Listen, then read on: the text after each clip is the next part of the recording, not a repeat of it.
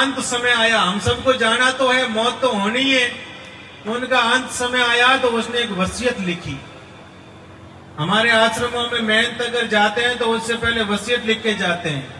बड़े बड़े धनपति होते हैं या बड़े परिवार वाले लोग होते हैं, वो वसीयत लिख के जाते हैं कि मेरे संपत्ति का उत्तराधिकारी कौन बनेगा अथवा संपत्ति किस प्रकार से बांटी जाएगी। ऐसे एक पिता ने अपने पुत्रों के नाम से वसीयत लिखी और पिता इस धाम से चले गए। अब जिस प्रकार से हमारे यहाँ पंच पटेल बैठे हैं, इसी प्रकार से पिता के जाने के बाद में सब पंच पटेल इकट्ठे हुए बेटों ने कहा कि हमारे पिताजी वसीयत लिख के गए हैं, उस वसीयत में क्या है आप खोल के देख लो और हमारा बंटवारा कर लो। अब सारे पंच पटेल इकट्ठे हुए और वसीयत का कागज खोला गया तो उसमें लिखे हुए थे 19 ऊंट।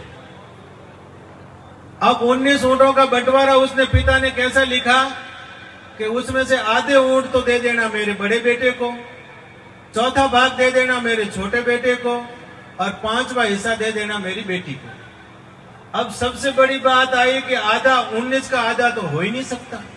19 का आधा हो सकता है क्या? अब ऊंट को आधा कैसे करें? तो 19 तो बहुत मंथन हुआ। मंथन होने के बाद में निर्णय ये हुआ कि ऐसा करो ऊंट को बेच दो, बेच के जो पैसा आवे उसका भाग कर दो।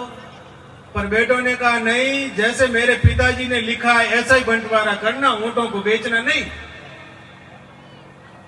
अब ये मंथन चल रहा था, इसमें एक पड़ोसी था कोई गांव का ही, वो ऊंट पे चढ़ कर और वहां पास में आया, इस प्रकार से अपने मंदिर के पास से निकल रहा था। उन्होंने देखा कि काय की सभा जमी हुई है, तो कहा कि ये हमारे भाई साहब चले गए और 19 ऊंट वसीयत में छोड़ के गए हैं और उन्होंने इस प्रकार से बंटवारा करने का लिखा है कि 19 के आधे ऊंट तो मेरे बड़े बेटे को दे देना, चौथा भाग मेरे छोटे बेटे को देना और 5वां भाग मेरी बेटी को देना। अब 19 का आधा तो हो ही नहीं सकता। सबसे बड़ी तो यही बात अटक गई।